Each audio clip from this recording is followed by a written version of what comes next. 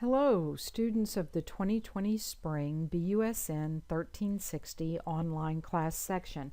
I wanted just to touch base with you with one quick and helpful reminder, and then I wanted to review an assignment that is coming up for us actually in just a couple weeks, which is the Excel My IT Lab Excel Grader or Badge project. You've done one of these before. You did a Grader or Badge project when you completed your study of Word, of Microsoft Word. Now, as we get ready to conclude Excel, you'll do another one of these badge or grader projects. And so I wanted to just review that with you.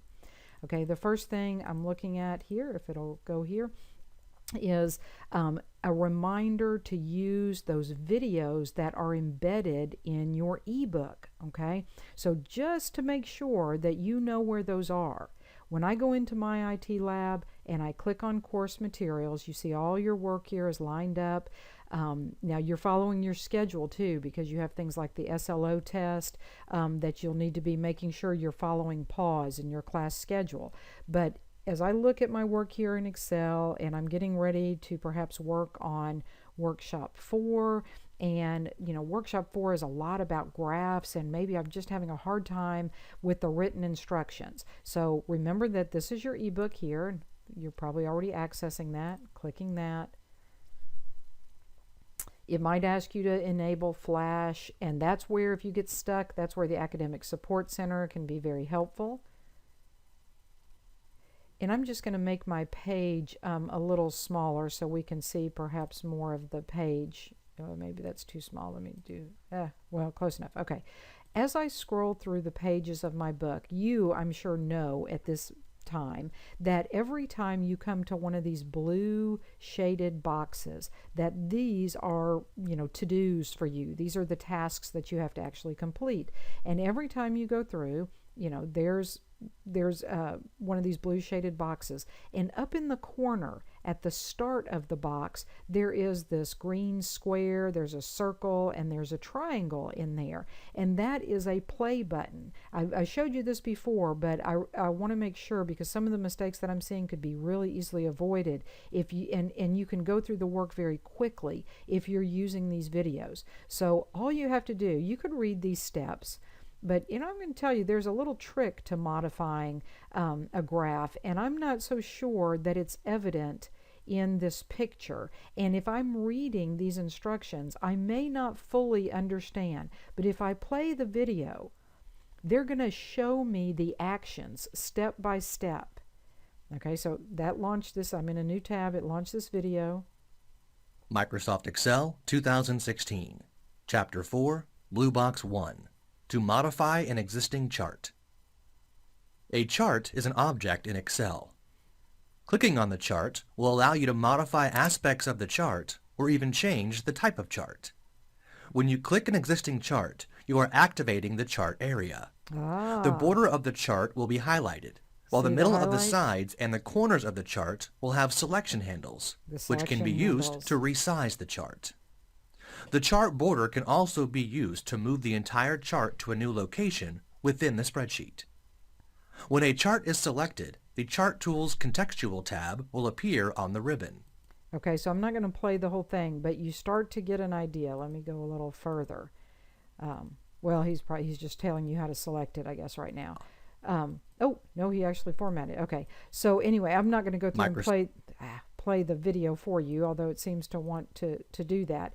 But I mean, look at that, even selecting those little numbers and modifying those, and he's showing you exactly how to do that. So rather than trying to understand that from written instructions or from a static picture, these embedded videos are really going to save you some time and confusion, because you can literally follow along with him. Play the video for about 10-15 seconds and then do those actions. Play the video, do those actions, and notice that they're less than 2 minutes.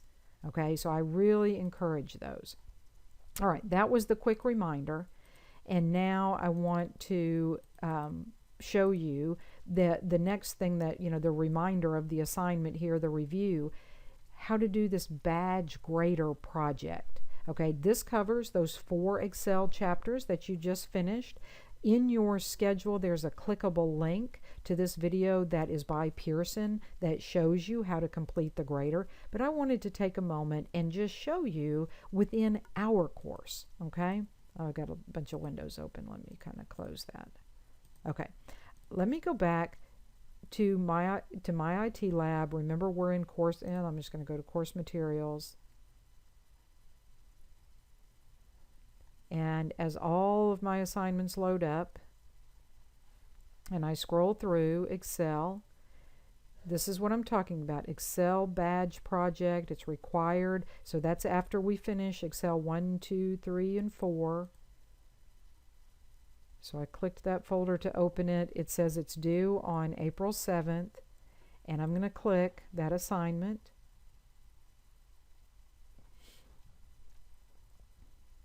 And when we covered this before with Word, you know, when you finished the 4 Word modules, you had this grader project to do. You saw this same screen, and it says Step 1, Download My Materials. So I'm going to click the Download Materials button.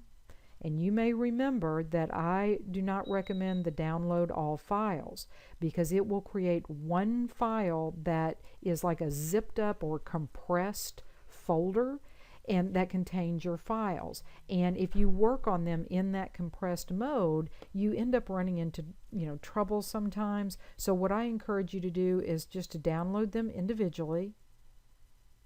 And you can see it's downloading there. And I'm going to click to download again.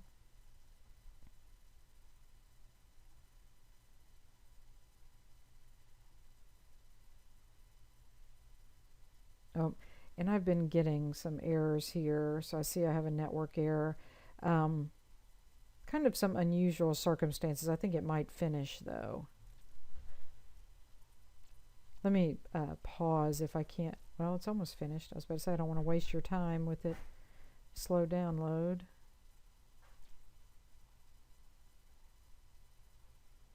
Yeah, I think I had a little trouble with that one. So, okay, maybe you run into the same problem. What I'm going to do, I've definitely downloaded this instruction one, Y016.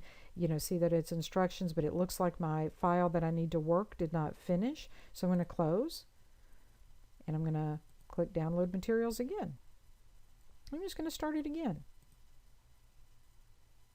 And you see I'm in Chrome, and Chrome is showing the files down here. I've actually kind of done this a couple times, and it looks like it's going through successfully this time. And see it down here? Okay, so I'm going to close this window. I have downloaded both of them. And the easy thing to do in Chrome is there's an arrow, and I can click on Show in Folder. And what I'm going to see is those files are in my Downloads folder.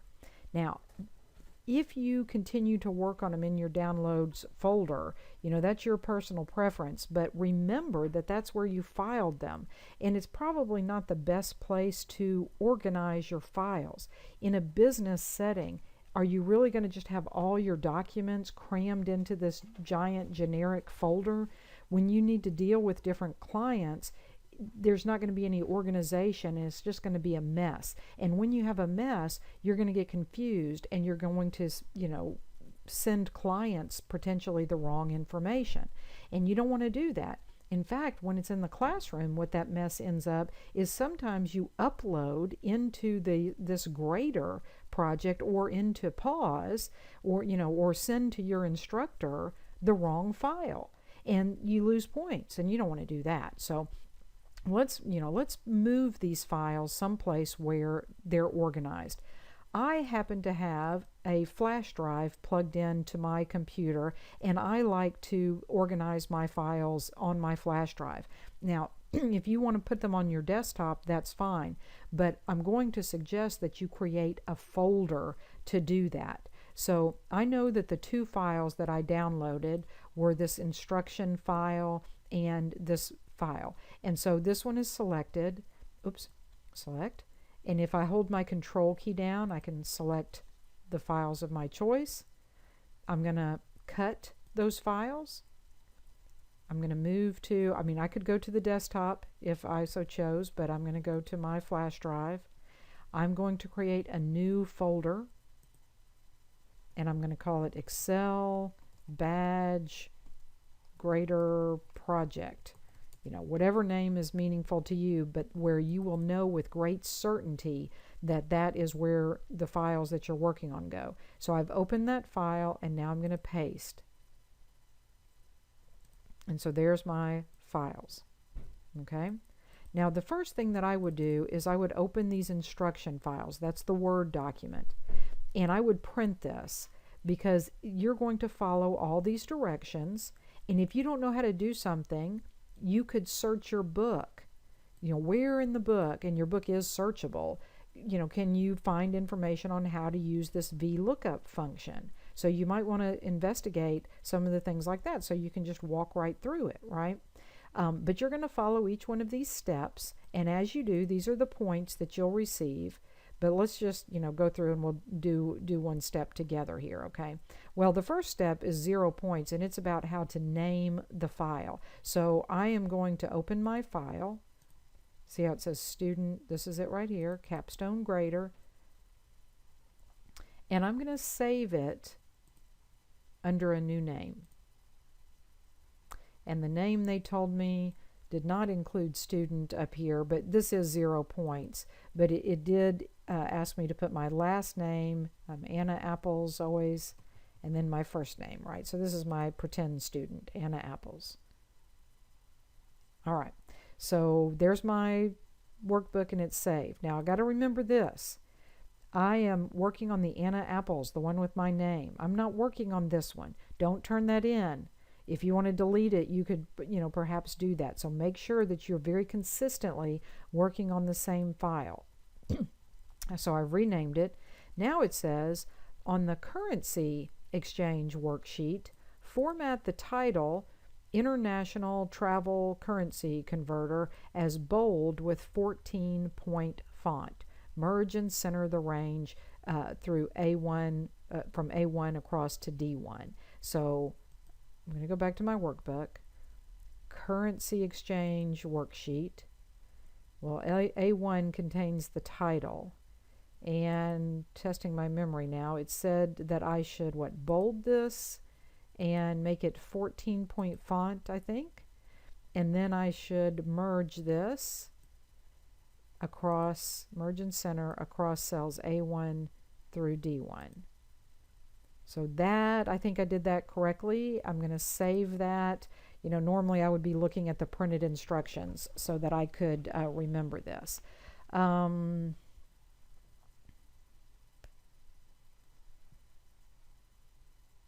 Okay.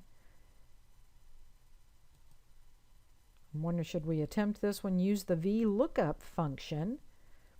The data on the currency table worksheet. Okay, that's different. Currency table worksheet. And appropriate relative and absolute cell references to display the country's currency name in its respective cell in row 5. Okay.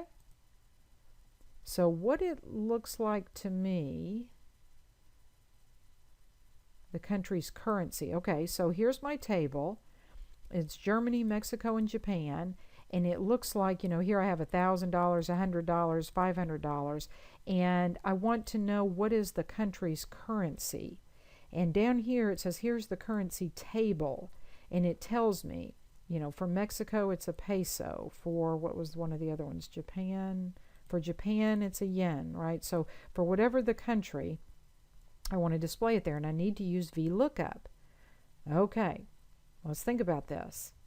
If I go to my insert function, and I know I want to use VLOOKUP, there it is. And it says, what do you want to look up? Well, I want to look up the country Germany. Well, from what table? Okay, well, that table is on the currency table, and I'm just going to drag over the table. Isn't that correct? Now, I want to think ahead here just a little bit, because this formula that I'm building, I'm looking up Germany right now, but I know that I'm going to look up Japan, and then I know I'm going to look up, Mexico. And so I don't want my table moving around on me. It's always going to be A1 through B14. So I need to use my absolute references,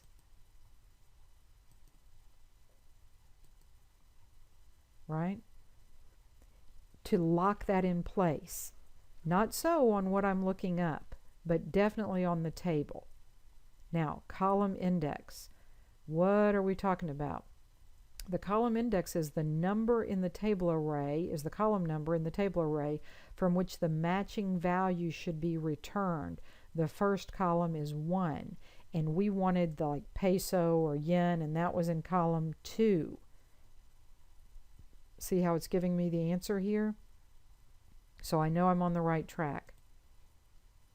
So if I'm traveling to Germany, the US dollars to exchange, they've told me 1,000, but the country's currency is the euro. And look, there's my beautiful formula up there. And I can copy that. And I want to make sure that that's correct. It says, look now in what is in cell C3, but don't move the table. And I can copy that once more. And instead of C3, D3, but the table remains where it was. And that's because, that's because of those absolute references right there. Okay, so I kind of give you that one, and you can continue, and I'm going to save that work because this is what I want to show you. I'm going to close my worksheet. Now, I'm not done, and I know I'm not done. I've got a lot more instructions that I need to follow, right? But if I return to my IT lab, and I'm going to show you this, and then I'm going to give you a caution, okay? Remember that the way that you submit the file, and also remember that you have unlimited attempts to submit the file, is that you choose the file prior to the due date. Dadgummit. I am so sorry that keeps going to that. And I'm going to pick now, which of those files should I pick? Oh, just willy-nilly, just that one, this one, that one.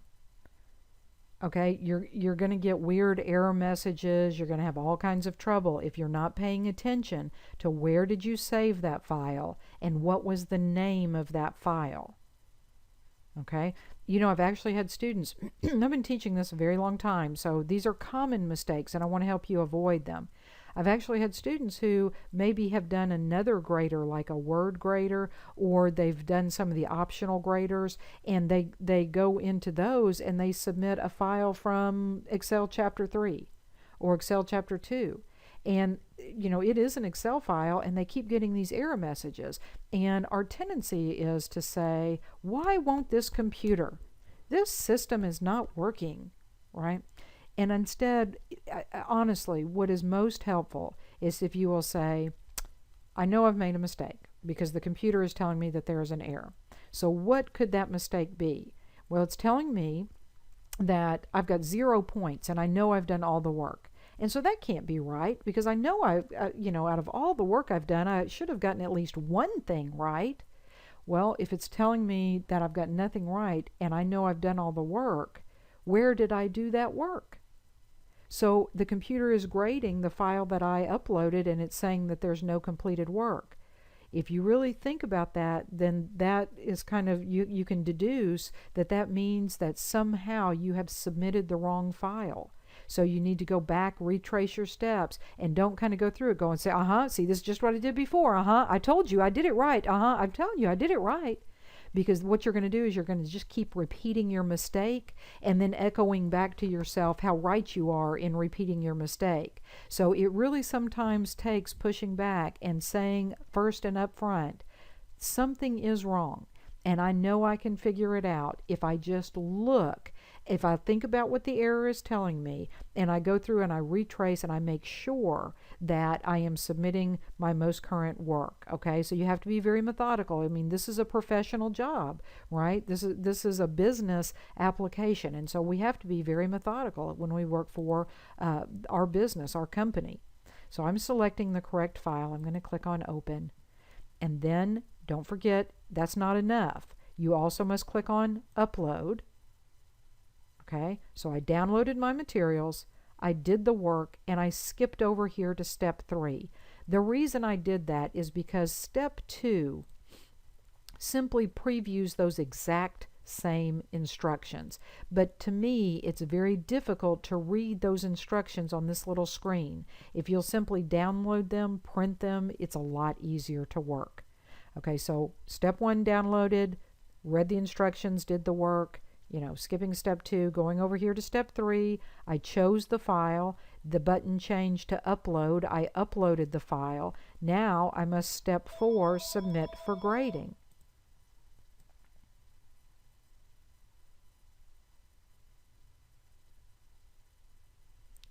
My internet connection is very slow today, so I do apologize. It really should only take seconds to upload that, if even that.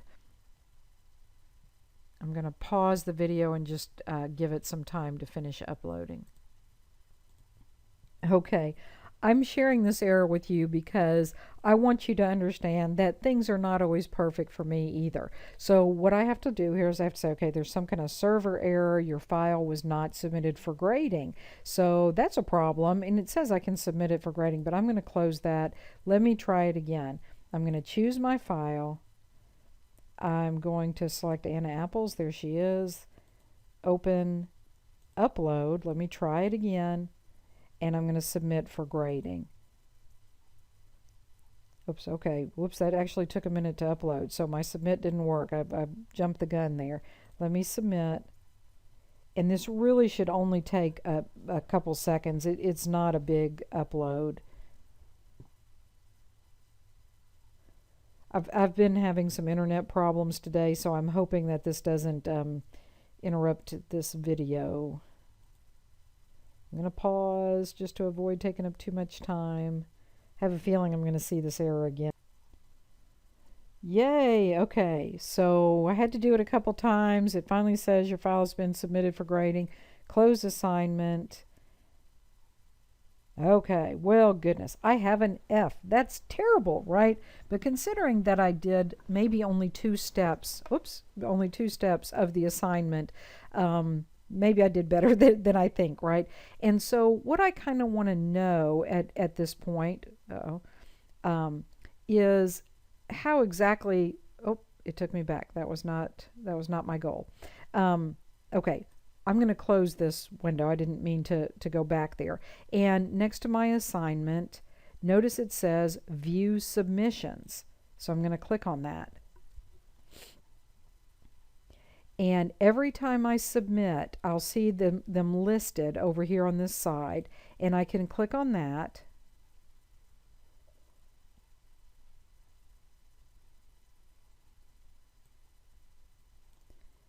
And okay, and what it tells me is that my score is a 12%. Again, I only did a couple steps, but here's what I wanted to show you. I did that step correctly, and I know that because it shows me 5 out of 5 points. And so that's a great thing. I even ended up accomplishing step 3 correctly. I wasn't even thinking about this because I copied it across to the other, we did Germany and Japan and Mexico. So we did all 3 cells, the formulas for all 3 of them, so they would display the currencies for all 3. So we did that correctly. That's 5 out of 5. Now I start to see things that I did not do correctly. But look, I've actually got some partial points here. And what I can do is I can click these little drop-down arrows to see, did I get any points? Were there pieces of this that I did do correctly? And apparently in this one, there's something here that I did correctly, so I can see that. And then really the value in this is, okay, so I did that. Okay, but what I really need to do is I need to go back and I need to fix what I did not do correctly. I mean, I've got a lot of things I didn't do correctly here. Change the monetary symbol. Okay, so I need to go back and change the monetary symbols for each, conversion using euro and that kind of thing. And if I don't know how to do that, then what I need to do is I need to go back to my book and I need to search for that, right, so that I understand how to do those currencies. And then I can get those points back. So as you read the instructions, remember you've got these big instructions, you're just going to follow the instructions. You submit the file, you make changes, and you upload it again to see if to keep making those changes, okay? So all right, so that's what I wanted to show you with the grader, just to kind of remind you of those things as they're coming up. You do not submit these files into PAWS. You only submit it into the grader in My IT Lab. And if you will remember, let me pause this for a moment. Okay, so the final thing I wanted to show you about the grader, I paused that, is if you'll remember in your syllabus. That's what I was starting to say, and I thought let's just pull it up. Remember, we can go to assessment and grading, and as you look at the detailed descriptions for each one of these categories, there's simulations, there's your cases, the SLO test, don't forget about that, and you'll see that on your schedule. Then here's your My IT Lab, capstone, grader, badge projects. I tried to use all the names that it's referred to as. And you can read through, there's 3 of them. So you've already done one in Word. We're talking about the one in Excel. Then there'll be one in PowerPoint. There's no drop grade for this. It is graded on a pass-fail basis. And to earn points, all you have to do is make a 70% or above. And so I really wanted to point that out to you. Don't make less than a 70%, otherwise you'll get a 0. Okay, but if you get a 70% or above, then you get full points for the assignment. Let's see. Okay, here's the important note that I wanted to review with you. We talked about this when you did the word badge, but let's talk about it again. The word grader. In some cases, the grader project has inaccuracies, and that can cause it. I am so sorry. That can cause the automatic grading to score incorrectly. Okay, I apologize for the phone ringing. What we were saying is in some cases, the grader projects have inaccuracies that cause the automatic grade to score incorrectly. For the most part, this pass-fail method will compensate you for this. So you may say, but you know what, I would have had, if the system graded this correctly, I would have gotten that 70%. But the real problem is that you're scoring so low that you have not earned a grade within the 30-point window that I provided. So while I do appreciate, and I really do, learning about the errors, and please tell me, I also believe that a 30-point window for passing is your compensation for the system errors, okay? So again, it's a pass-fail. You just got to hit 70% or above and you get full points for the assignment. Now, what I encourage you to do, especially in Excel, because Excel is so highly desired by employers, is to try to earn your badge from Pearson. And what this means is that you have to score 90% or above. And when you do, Pearson, not Dr. McGrory, but Pearson will send you what they call a digital badge. And it's like a link or an image or a little piece of code that you can use to display. Like if you have your resume out there on LinkedIn or other certain social media sites, maybe you just want to tweet that, hey, I got this badge, or you want to put it out there on Instagram, I've got this badge, so that if you are looking for a job, or later on when you're looking for a job, if somebody looks you up, which sometimes people do on social media, they'll say, hey, look at these accomplishments, including that she got this or he got this badge in Excel. They must really know Excel. Okay, so you have your transcript, but you also have this digital image that you can promote on social media. Okay, so you can go through and look. Remember, you can keep submitting that file as you continue to do work. Keep submitting that file so that you're earning points on that. You don't have to download the file and start over. Do not do that. Just keep working on the file and keep uploading it again. Okay, so that's really what I wanted to remind you of, and I hope this video is a helpful reminder of that, of My IT Lab and of the badge project grader things. You did that previously for Word. Now here you are doing it for Excel, and then you'll have another opportunity after you cover the PowerPoint chapters. Okay, so just wanted to look ahead and give you a little heads up on that. Thanks so much.